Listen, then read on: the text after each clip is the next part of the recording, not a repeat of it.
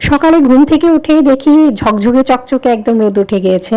তো hello everyone, সবাই কেমন আছেন? আশা করি সবাই ভালো আছেন। সকালে ঘুম থেকে উঠে আমার যেটা প্রথমে কাজ সেগুলো হচ্ছে এই ছোট ছোট গাছগুলোতে জল দেওয়া, এরপর কিছুক্ষণ এদের সাথে সময় কাটাই। আর এই গাছগুলো আমার রুমের ভিতর রাখার প্রধান কারণ হচ্ছে এই গাছগুলো নাকি রুমে অনেক বেশি অক্সিজেন সরবরাহ করে, পাশাপাশি সৌন্দর্য বর্ধনও করে, যার জন্য এগুলো জানালার পাশে রেখে দিয়েছি। আজ বাতাসও ছিল রোদের সাথে। সকালবেলা এরকম রোদের সাথে বাতাস থাকলে মনটাই আসলে ভরে যায় এবং কাজের উদ্দীপনাটা বেড়ে যায়, মনে হয় যে একটার পর একটা কাজ করি। তো এই পাশের বারান্দায়ও চলে আসলাম এই গাছগুলোতে জল দেওয়ার জন্য। তো আমার দুইটা ব্যালকনিতে আমি গাছ রেখেছি, প্রচুর পরিমাণে গাছ। সকাল বিকাল অবসর সময়ে আমি এই গাছগুলোকে দেখাশোনা করি এবং এই গাছগুলোর পরিচর্যা করে থাকি। আমার ইচ্ছা আছে রুমের ভিতরেও কিছু গাছ রাখার, সেই গাছগুলো আসলে আস্তে আস্তে আমি কিনে নেব। এই বৃক্ষপ্রেমীর স্বভাবটা আমি পেয়েছি আমার বাবার থেকে। আমার বাবাও গাছ লাগাতে অনেক বেশি পছন্দ করে। আমাদের বাড়িতে অনেক ধরনের গাছ আছে, ফল ফুল থেকে শুরু করে। ব্যালকনিতে তো আর ফল গাছ লাগানো সম্ভব না, তারপরেও কিছু ফুল গাছ আর কিছু এমনি প্রয়োজনীয় গাছ রেখেছি। আর এদিকে আমি আমার সকালে রান্না করতে চলে এসেছি গাছের পরিচর্যা করেই।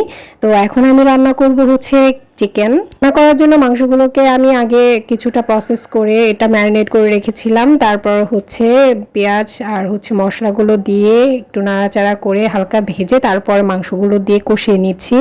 মাংস কষানোটা যত ভালো হবে মাংসের ঝোলের টেস্টটাও তত বেড়ে যাবে। তো আমার রান্না হয়ে গেছে, এরপর আমি খাওয়া দাওয়া সেরে নিয়েছি। খাওয়া দাওয়া সেরেই আমার কিছু কাজ আছে, তার জন্য আমি ছাদে চলে এসেছি। গতকাল রাতে অনেক বৃষ্টি হয়েছে, যার জন্য আজকে এরকম চকচকে রোদ উঠেছে। আর আমার যেটা প্রধান কাজ ছিল ছাদে আসা, সেটা হচ্ছে এই যে এনাদের হচ্ছে আমি গোসল করাবো আজকে। এদের 15 দিন পর পর গোসল করে দিতে হয়, কারণ এদের সামনে যতই আমি জল রাখি না কেন এরা নিজেরা গোসল করে না, খুবই লেজি। যার জন্য হচ্ছে আমি যেদিন অনেক রোদ উঠে দেখি সেদিনই এদের ছাদে নিয়ে আসি গোসল করাতে। গোসলের পরপরই তারা সানবাথটাও সেরে নেয় এই রোদের মধ্যে। ঠান্ডা সহ্য করতে পারে না, যার জন্য এই রোদের দিনটাই বেছে নেওয়া যাতে তাড়াতাড়ি ড্রাই হয়ে যায়। এরপর বিকালবেলায় সব কাজটা সেরে চলে আসি ছাদে। কখনো কখনো আজও ছাদে চলে এলাম। আজ কেন জানি খুব শাড়ি পরতে ইচ্ছে করছিল, তাই শাড়ি পরে হালকা একটু সেজে গুজে চলে এলাম। আসলে যত যাই বলি শাড়িতেই নারী।